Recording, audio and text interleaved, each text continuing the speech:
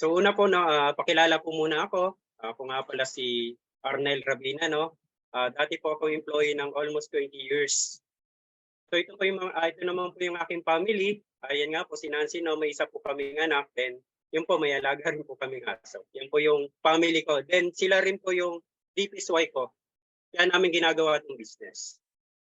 Then ito naman po yung humble experience ko po. No? Dati po akong gasoline boy, food handler, factory worker. Then nag-merchandiser din po tayo ng almost 12 years din po. No? So lahat ng hirap po ng trabaho, naranasan po natin. Naging janitor din po ako ng ilang buwan. Then yan po yung mga experience ko po. No? Then dahil po sa sipag natin, nasay naman po tayo bilang supervisor. Supervisor po ng isang merchandiser, no? Then tawag doon, naging head ng supervisor din naman ako nung time na yon. Then sa sobrang sipag nga po natin sa pagtatrabaho, dahil nga po yan lang po yung alam natin nung mga time na yan, is nasay naman po tayo bilang HR head. So yan po, pinamunuan ko po yung isang manpower po no, ng almost 8 years po, no, dahil di rin po ako natapos ng pag-aaral, pero dahil sa sipag at tiyaga ko po, kaya ako po narating yung ganitong kagandang opportunity. So nasay po tayo bilang HR head, no. Inandle po natin yung buong manpower po, no. Almost 1,000 po yung naging team ko po diyan. So yan po, dahil lang po sa pagsisikap natin, dahil lang po sa pagtitiyaga po natin na-assign.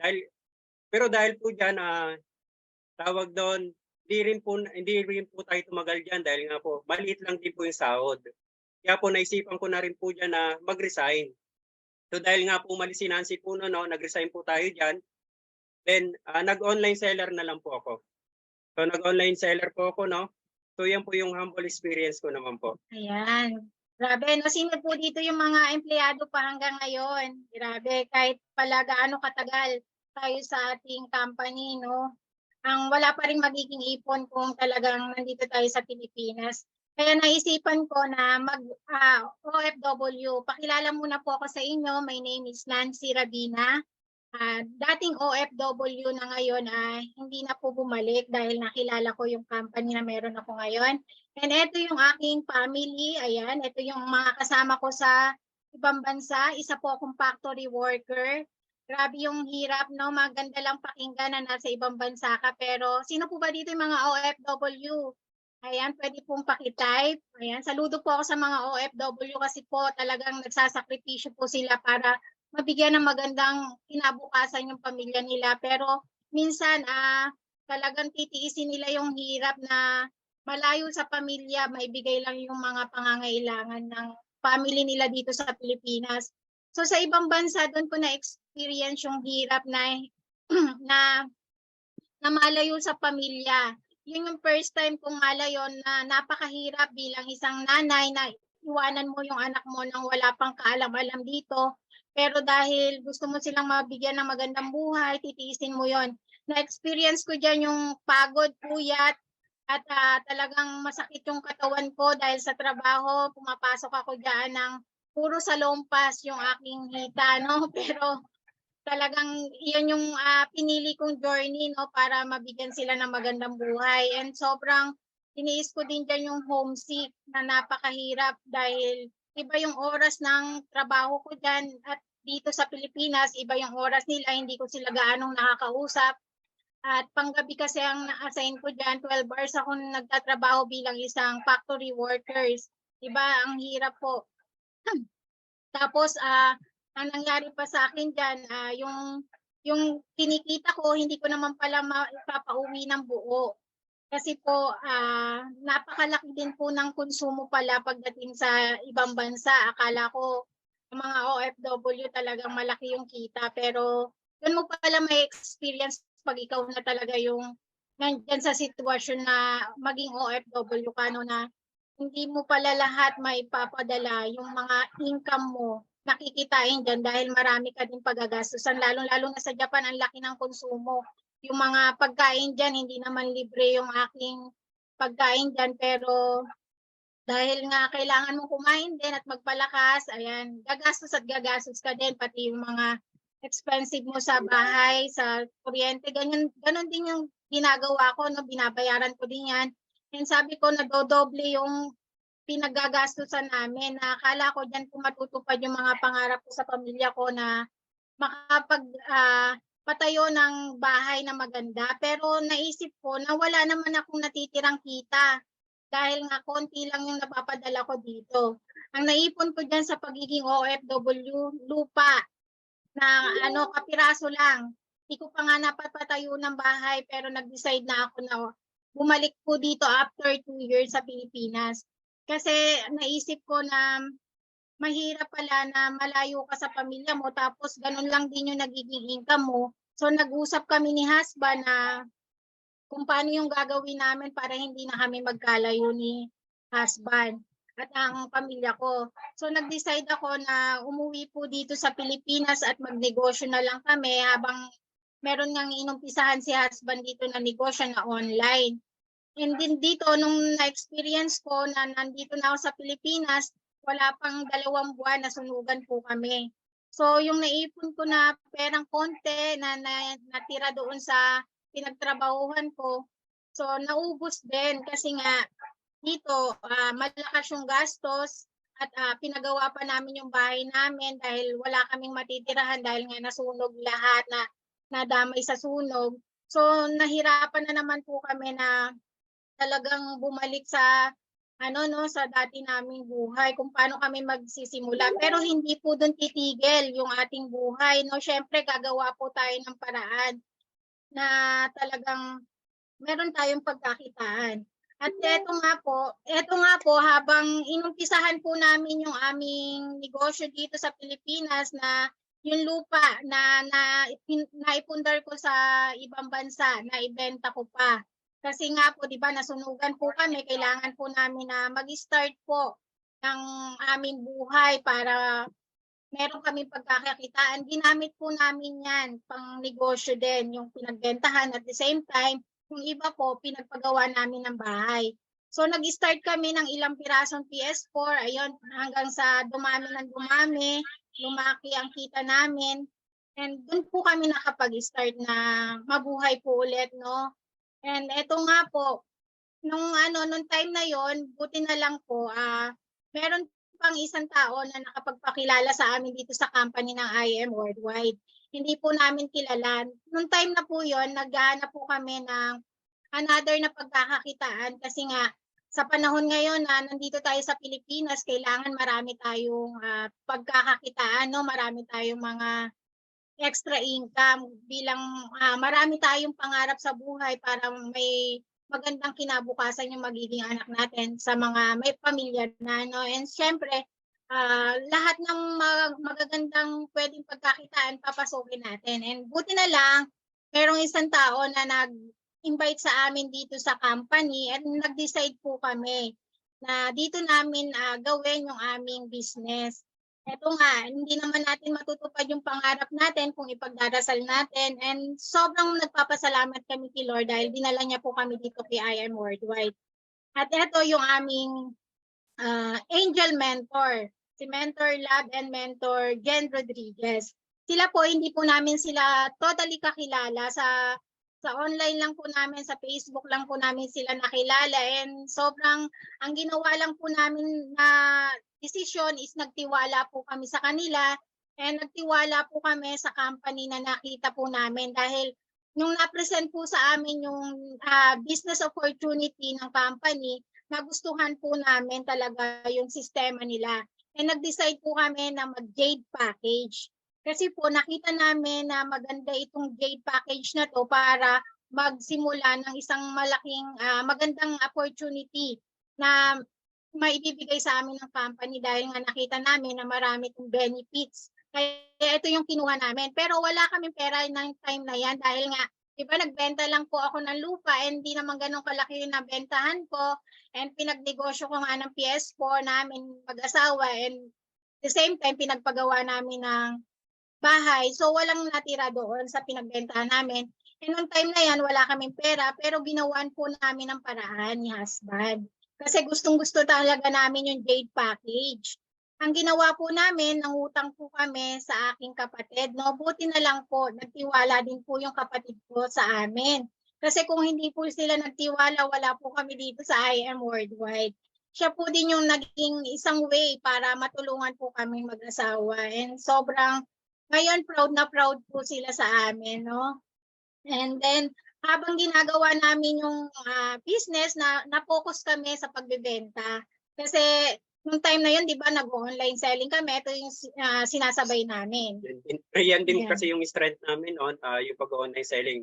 Kasi nga, tawag doon, natuto ko na mag-online selling no, na yung gate package is kaya kong ibenta siya online. Kaya yun, naisipan namin talaga na mangutang nung time na yun sa sister niya. Buti na lang nagtiwala sa amin na napautangin kasi kami. Kasi nga, katulad nun, ako nga as online seller, no, totally yung 200 bucks, kayang-kaya kong ibenta. Nung time na yun, naisip ko na kayang-kaya kong ibenta siya online. So yun nga, nagkulat nga kami no, na talagang ang dami po namin benta, halos linggo-linggo nakakabenta kami. May one time po na nakabenta kami dito ng 20 boxes. Grabe, no? Grabe, di ba? Akala namin hindi namin mabebenta kasi medyo pricey yung ating barley. Pero dahil sa ganda nga ng ating products, talagang tinatangkilik po yung ating produkto. And take note po, yung umili po sa amin, di rin namin kakilala, no? Online lang din po namin nakilala. Then inalok naman namin siya na kung gusto niya gawing business din. So ayaw niya. So sabi niya, itutulong niya lang daw doon sa kapatid niya na may sakit.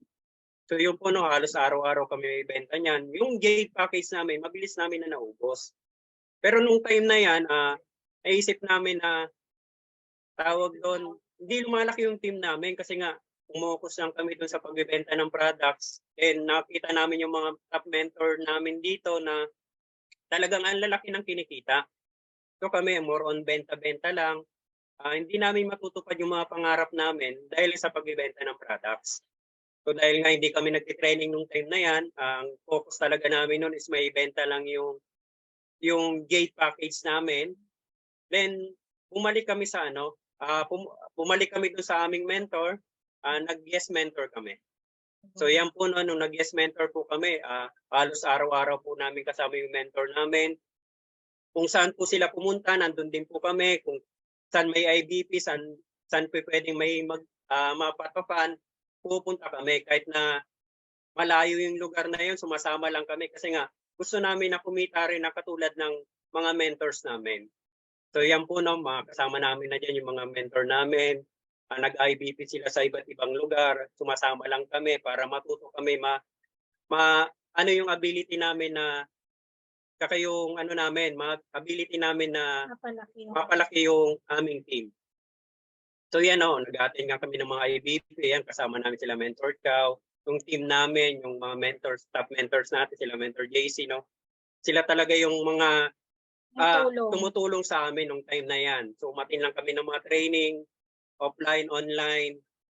Ayan. Sobrang nakaka-proud dito sa company ng IM Worldwide kasi nga i-guide ka ng mga top mentors no na talagang susuportahan tayo sa lahat ng mga gusto nating mangyari sa buhay natin. So talagang napaka-importante na mag-decide muna tayo sa ating mga pangarap no para matupad natin na magkaroon tayo ng magandang opportunity, and then mag-yes mentor tayo sa ating mga mentors na talagang gustong tulungan tayo. And lagi lang natin tatandaan na talagang napakahalaga ng yes mentor.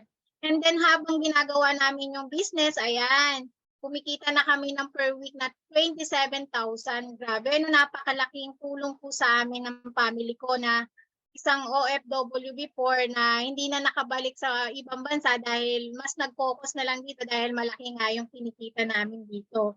And ayan. Ayan nga, no, na rin namin, no, nakuha rin namin dito yung Just For You na gold, 260,000. So nung nagtatrabaho ako, halos isang taong trabaho ko na yata yan para makuha ko lang yan. Then dito, makakuha rin kami dito ng 47,500 in 1 month. Grabe, di ba? Sa trabaho ko, no, baka 4 months ko pa nakuha yan sa liit ng sinasahod ko, no? Talagang barya lang yung natitira sa family ko, no, para lang mapakain ko sila dito. In 1 month, 47,500. Then, nung time na yan na nag-yes mentor nga kami, unti-unti na lumalaki yung team namin, no? Ayan na nga po, kumita rin kami ng 64,600 in 1 month. Grabe, di ba? Sa pagtatrabaho ko noon, halos ilang buwan ko pagpapaguran yan. Then hindi ako makakaipon ng ganyang kalaki. Then yan, na-achieve na rin po namin yan, yung 100K achiever sa loob lang ng 2 months yan ng pag-ES mentor namin. Ayan. Meron na rin po kaming mga achievements sa iba't ibang ano namin, no? Team. Kaya nagtatap na rin po kami sa team positive, sa team Strong. Then yung sa mother team namin na Team Victory, no? So halos lahat ng team namin dito sa sub-team namin, no? Nagtatap kami dahil nga nag-yes mentor kami, natutunan namin talaga yung kagandahan ng business na yung magpo-prospect. Ayan. Then yun nga po, no, dahil nga po sa pag-yes mentor namin, nakapag-build po kami ng team. Unti-unti po lumalaki yung team namin. Ayan po na, totally po, yung mga hindi naniniwala sa amin dati, unti-unti na po silang Kusa na lumalapit sa amin. Ano ba yung ginagawa nyo? Bakit ba ang laki ng kinikita nyo dito? Ano bang sekreto nyo? Na dating hindi naman kami pinapansin. Ayan. Ayan, dahil nga nakapag-build na kami ng team, ayan na hit po namin yung Sapphire rank na may potential income na kumita ng 200,000 per week. Ayan, dahil sa sipag po ng team, ayan po yung naging reward sa amin, naging achievement namin sa company. And sobrang nakakatuwa po yan dahil kung sa school po wala po kaming nagiging award, dito po sa company ng IM Worldwide, ginagawa lang po namin ng tama yung negosyo, nagkaka-award po kami dito. And sobrang nakaka-proud. Ayan. And hindi lang po kami sa team namin nagkakaroon ng award, kundi na-award din po kami sa team MVP and talagang sa team ng IM Worldwide. Nasasama na rin po kami sa mga top. Ayan. Grabe, no? Hindi naman po kami talagang networker, no? Opo, hindi po kami talagang magaling, no? Pero sumusunod lang po kami sa mga mentors. Dahil sa pag-yes mentor namin, ito yung mga natanggap namin na mga achievement, no? Na talagang hindi namin katakalain na mga kuha rin namin dito sa IAM. And then, hindi lang po kami yung kumita dito, kundi yung mga taong natulungan din po namin. So, nag-duplicate na po kami. Meron na po kami mga leaders na nagkaroon din ng malaking income po dito. Ayan. Yung una pong naniwala sa amin is senior citizen. Biruin nyo po, no? Wala talaga sa edad kung paano ka kikita dito. Basta gagawin mo lang yung negosyo. Ayan. Katulad dito ni Mentor Elsa. Ayan po yung una naniwala sa amin. Ngayon, kumita na rin po ng 200,000. Hindi na po updated yan, no? So ngayon po is nakailang 55 na rin po yan, naka-just for you na rin po yan. So lumalaki na rin po yung sariling team niya po. Then may mga team din po kami sa iba't ibang bansa na rin po, no, na ngayon po is lumalaki na rin po yung team nila dahil po sa tulong din ng mga mentor natin. Then siyempre sa pag-attend natin din nila ng mga trainings natin, no? Talagang nakakuha rin nila yung mga kaya nilang kitain din dito sa IAM Worldwide. Ayun, grabe, no, dito sa company natin, hindi lang ikaw yung kikita, kundi pati yung mga leaders mo. Yun yung nakakatuwa. Yung habang nangangarap ka at tinutupad mo yung pangarap mo, meron ka ring natutulungan dahil dito sa ating company na maganda yung sistema. And then, yan, next natin. Ayan, dito din namin nakuha yung aming first car na talagang sobrang nakakatuwa dahil hindi po namin nabili yan. Lalong-lalo na ako nung nasa abroad ako. Kahit isang gulong na sasakyan hindi ko nabili. Diba? Pero dito sa company, wala pang 2 taon na achieve po namin yung sasakyan na yan. Yung MG5. And sobrang, pag nakikita ako ng family ko ngayon, talagang napaproud sila sa akin na hindi ko pala matutupad yung mga pangarap ko sa ibang bansa kundi dito kay IM Worldwide. And doon sa pagiging empleyado nga ni Mr. siguro ilang taon niya pa yan bago mabuno. Pero dito sa company natin, wala pang 2 years. Siguro habang buhay ako na magtrabaho, no, hindi ko makakuha yan sa pagtatrabaho. Kasi nga, una, maliit lang yung sahod na binibigay ng isang company, no. Then, nung time na nagtatrabaho ako noon, ang kumikita lang, kung ko nakita talaga, kaya ako nag-resign na nakita ko na ang yumayaman lang talaga is yung company. Kasi ako, bilang HR head doon, nakita ko talaga yung lumaki yung aming company na hindi talaga nila ibinibigay ng tama yung kita sa bawat empleyado. Kaya doon ko po naisipan talaga na umalis sa aking trabaho na kahit na sabihin natin yun yung pinaka gustong-gusto ng mga empleyado yung umangat yung kanilang posisyon sa trabaho. Pero doon ko nakita na maliit lang din pala talaga yung kinikita kaya totally talagang nag-resign po ako. Dito nga po no sa I Am Worldwide, grabe lang yung nangyari po sa amin no. In just wala pang 2 years nakuha namin tong first car namin dito. Then kaka 2 years lang po namin sa company no. Ang dami na naming achievement na hindi namin nakuha nung nagtatrabaho ako noon, nasa abroad siya. Dito lang namin nakuha yan lahat sa I Am Worldwide. Grabe, di ba? Hindi naman po kami talagang networker. First time po namin na mag-networking, no? Tawag doon. Nakuha pa namin yung mga ganitong achievement. Ayan. And sobrang masaya po kami sa nangyari sa buhay namin dito sa company. And for sure, lahat po ng nandito sa online na to, makukuha nyo rin po yan. Basta tuloy-tuloy lang nyo lang pong gagawin si I Am Worldwide. And magpapatulong po kayo kay mentor ninyo dahil talagang wala na mga hangarin yung mga top mentor natin kundi talagang maabot natin yung ating mga pangarap. And then, ayan, yung aming pinakamagandang pasok ng bagong taon. Ayan, na-achieve po namin yung Jade for You na nagkaroon po kami ng income na 234 in just 1 week noong January. Grabe, no? Ang gandang pasok ng bagong taon sa aming family.